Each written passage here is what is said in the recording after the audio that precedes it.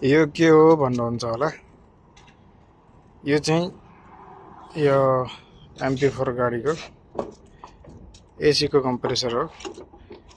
यो नयाँ गाडीको कम्प्रेसर यो खोलेर राख्दाखेरि चाहिँ यसले राम्रोसँग नराखेको कारण चाहिँ अहिले चाहिँ खराब भएको छ। यो कसरी भने यो खोलेर राख्ने बेलामा यो होलहरु चाहिँ सबै बन्द गर्नुपर्ने थियो। बन्द नगरिरहेको कारण यहाँभित्र बालुवा धुलो पस्यो। अनि यो पसिसकेपछि यो अब काम नगर्ने अवस्थामा भयो। यो काम नगर्ने अवस्था भइसकेपछि नयाँ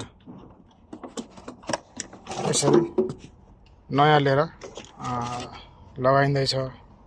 त्यही कारणले यदि तपाईको पनि कम्प्रेसरहरु खोलेको छ गाडीको भने यसलाई एकदम सुरक्षितसँग पठाउनु होला, नत्र नयाँ लगाउनु पर्ने हुन्छ।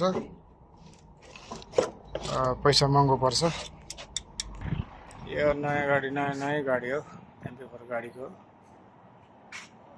अलि महँगो पर्छ। त्यही कारणले कुनै पनि पार्ट्सहरु खोल्दाखेरि चतनले खोल्नु गर्नुपर्छ।